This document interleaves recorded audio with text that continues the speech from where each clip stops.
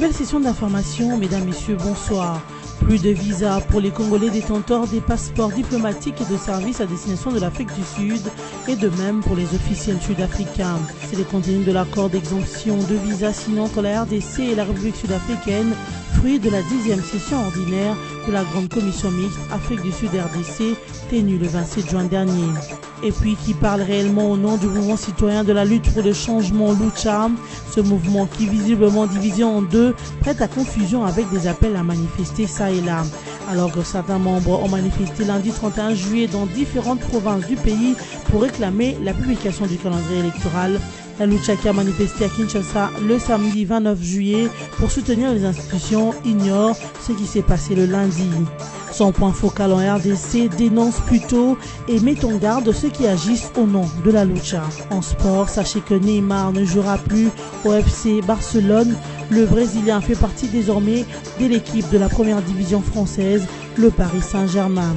Il a lui-même annoncé dans la matinée de ce mercredi 2 août 2017 à ses coéquipiers au centre d'entraînement à Barcelone.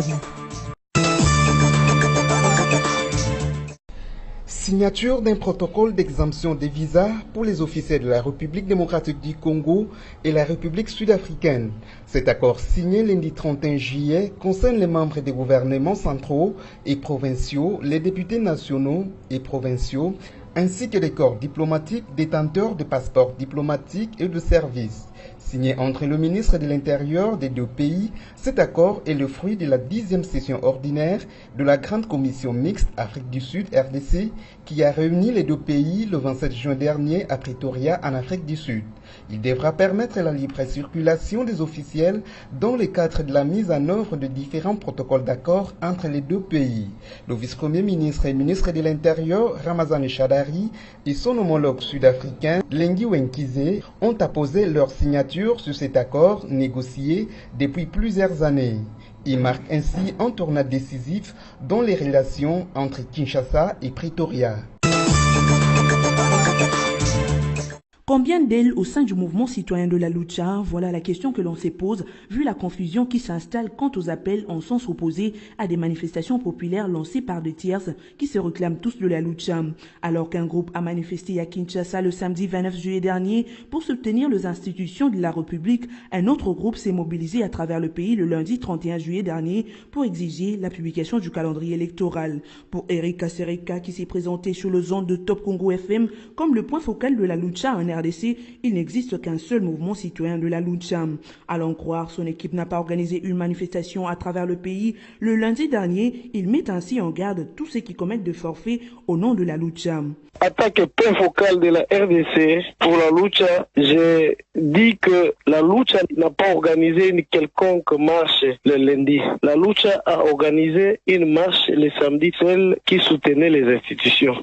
Et nous mettons tout le monde en garde qui se donne à cet exercice de prendre les militants de leur parti politique et de les faire habiller les t-shirts de la Lucha pour justifier qu'ils sont militants de la Lucha. J'ai dit que personne parmi tous ces gens n'était militant de la Lucha. Donc, il n'y a aucun militant de la Lucha qui avait été arrêté. C'est vrai, nous avons des petits problèmes à l'interne.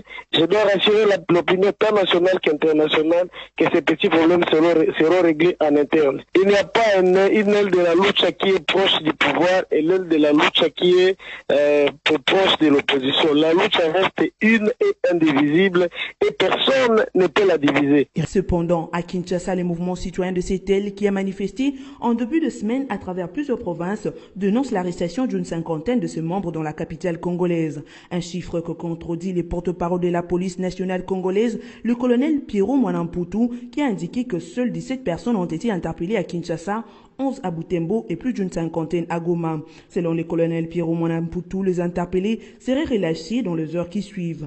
Pour l'heure, il faut signaler qu'au Sud Kivu, les organisations de la société civile et le parti de l'opposition ont décrété une journée ville morte ce mercredi 10 août pour exiger la libération de militants pro-démocratiques arrêtés lundi lors de la manifestation de la Lucha réclamant la publication du calendrier électoral.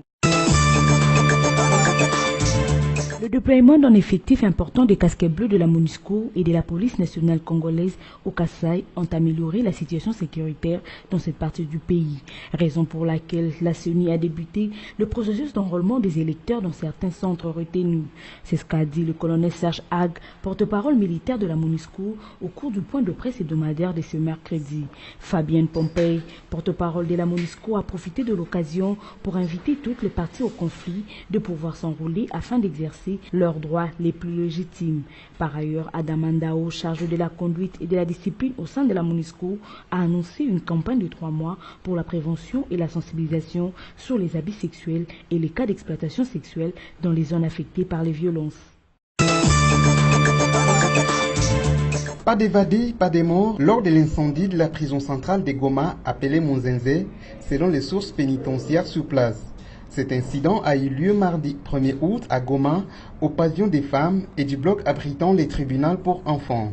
Le camion anti-incendie de la MONUSCO a été mis en contribution pour éteindre des flammes qui avaient atteint les blocs administratifs. Et pendant tout ce temps, les FARDC et la police nationale congolaise avaient ceinturé tous les sites de cette maison carcérale en vue de délocaliser tous les détenus vers la vieille bâtisse.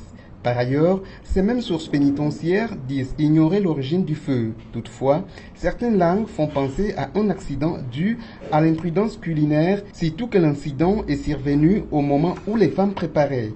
Située dans le quartier populaire de Goma, cette prison est la plus grande et la plus importante de la province du Nord Kivu. Cependant, Monzenze est souvent confronté au problème de surpopulation au vu du nombre de ses occupants qui, souvent, est le triple, voire le quadruple de sa capacité d'accueil.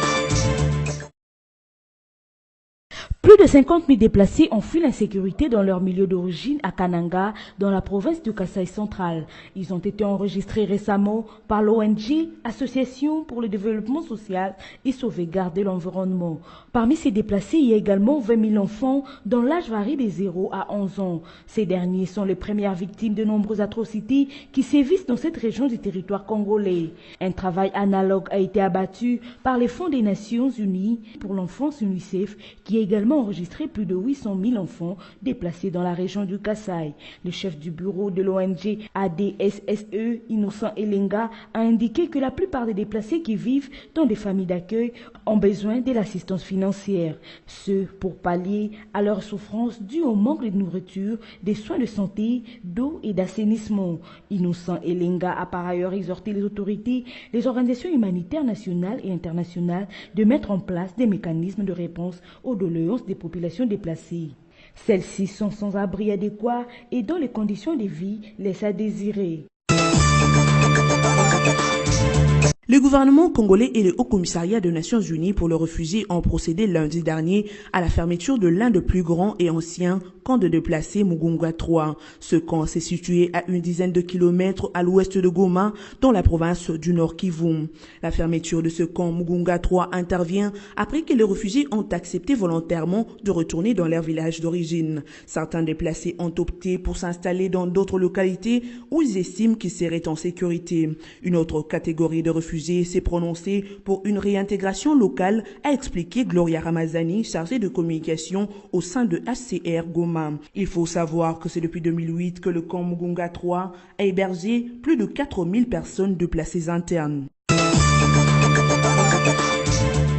Le suspense est finalement levé. Le Brésilien Neymar, joueur du FC Barcelone, quitte ses clubs pour Paris Saint-Germain, club de la première division française. C'est ce mercredi 2 août, dans la matinée, que le joueur lui-même l'a annoncé à ses coéquipiers au centre d'entraînement à Barcelone.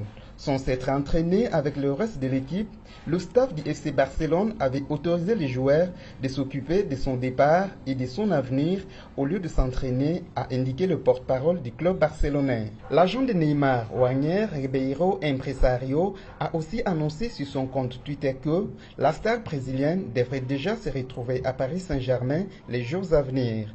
Le club français devrait désormais payer 222 millions d'euros par année pour s'offrir des services du Brésilien Neymar. Le rappel de titre. Plus de visas pour les Congolais détenteurs des passeports diplomatiques et de services à destination de l'Afrique du Sud et de même pour les officiels sud-africains. C'est le contenu de l'accord d'exemption de visa signé entre la RDC et la République sud-africaine, fruit de la 10e session ordinaire de la Grande Commission mixte Afrique du Sud-RDC tenue le 27 juin dernier. Et puis qui parle réellement au nom du mouvement citoyen de la lutte pour le changement Lucha, ce mouvement qui visiblement divisé en deux prête à confusion avec des appels à manifester ça et là. Alors que certains membres ont manifesté lundi 31 juillet dans différentes provinces du pays pour réclamer la publication du calendrier électoral. La Lucha qui a manifesté à Kinshasa le samedi 29 juillet pour soutenir les institutions ignore ce qui s'est passé le lundi. Son point focal en RDC dénonce plutôt et met en garde ceux qui agissent au nom de la lucha. En sport, sachez que Neymar ne jouera plus au FC Barcelone. Le Brésilien fait partie désormais de l'équipe de la première division française, le Paris Saint-Germain. Il a lui-même annoncé dans la matinée de ce mercredi 2 août 2017 à ses coéquipiers au centre d'entraînement à Barcelone. C'était l'essentiel de l'actualité. Merci de nous avoir suivis.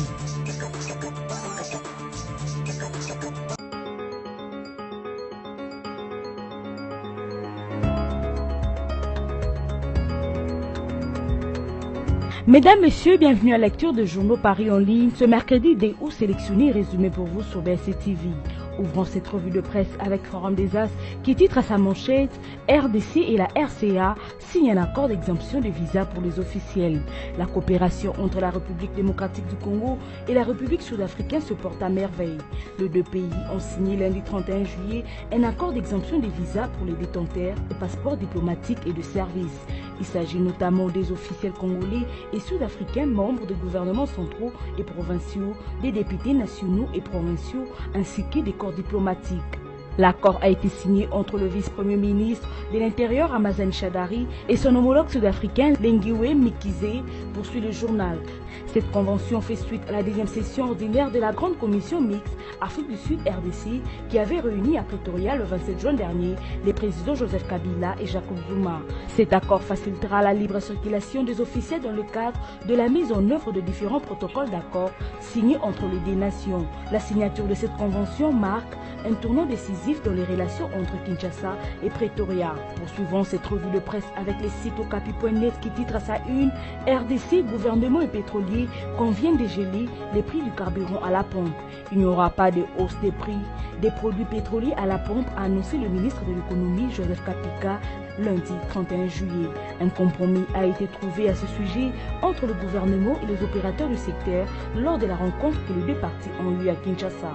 Nous accordons certaines facilités aux sociétés pétrolières à travers l'extinction de leurs créances. C'est pour leur permettre d'améliorer tant soit peu leur trésorerie. En échange, nous gelons les prix à la pompe, a précisé le ministre Kapita. Désormais, le manque à gagner est enregistré par les pétroliers à la suite de l'instabilité du taux d'échange, selon lui, sera calculé chaque mois. L'objectif est de permettre à l'État de voir comment l'éviter ou les payer. Reconnaissant les problèmes de trésorerie très sérieux que rencontrent les opérateurs économiques du secteur, les journal précise que le gouvernement a décidé de leur accorder certains allègements fiscaux. La dernière augmentation des produits pétroliers a été effectuée par les regroupements des sociétés pétrolières privées du Congo jeudi 8 juin dernier sur toute l'étendue de la République démocratique du Congo. Le carburant est passé de 1650 à 1730 francs congolais dans les stations d'essence. Cette augmentation du prix du litre d'essence, des gazoils et des pétroles, selon ces regroupements, répondait à la nécessité de faire face aux changements constatés sur le marché quant aux paramètres de fixation du prix du carburant, notamment le taux d'échange. Restons toujours sur okapi.net pour boucler cette revue de presse. Le site écrit Kassai, 2 militaires condamnés à 7 ans de prison pour viol. Le tribunal militaire de garnison de Chikapa, dans la province du Kassai, a condamné lundi 31 juillet 2 militaires pour viol de 2 mineurs. D'après des sources locales, les condamnés sont des soldats des forces armées de la RDC qui étaient placés au checkpoint de Kassala sur la route Chikapa-Chibinda pour empêcher l'avancée des miliciens de Kamuna Sampou. En juin dernier, ils ont intercepté 2 filles âgées de 14 et 15 ans qui se rendaient à Chimbinda avant de les violer dans la brousse.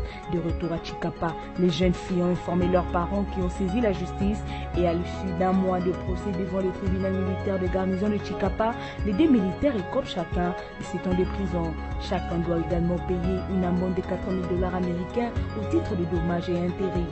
Fin de cette revue de presse et merci de l'avoir suivi.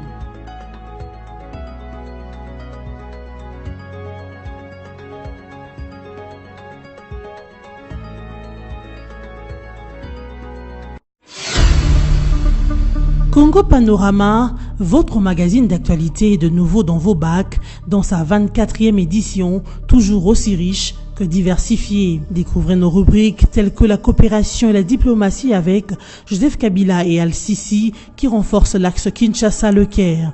La CIRGL fait bloc avec Kinshasa contre le terrorisme et les groupes armés. Économie et finances, le FPI cimente son partenariat avec la FEC.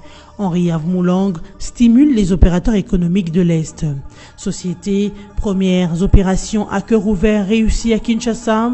Sonas, Carole Aguito loue les efforts du personnel féminin. Congo Panorama, c'est surtout la une. Kabila pacifie le Kasaï. Votre magazine revient sur toute la tournée du chef de l'État dans le Kasaï pour la consolidation de la paix et le reconfort des populations éplorées. Découvrez également notre dossier élections. Élections, c'est parti. Ou encore les avis encourageants de l'OIF sur la CENI. Kabila, droit dans ses bottes. Infrastructure, la voirie de Kinshasa en pleine cure de réhabilitation avec l'OVD qui fluidifie la circulation et la CGT à fond sur les grands axes. En politique, élections apaisées, le garant s'est assumé. Joseph Kabila, les élections auront bel et bien lieu. Enfin, l'éditorial de Congo Panorama 24 avec Yvo Ramazani. Il a palpé. L'éditorialiste revisite le parcours pacificateur du président de la République et constate qu'à chaque menace contre la paix, il s'est toujours rendu à la rencontre des populations pour écouter et apporter des solutions. Et la situation au Kasaï n'a pas fait exception. Congo Panorama, s'investir pour un Congo émergent. Congo Panorama, toute l'actualité à votre portée.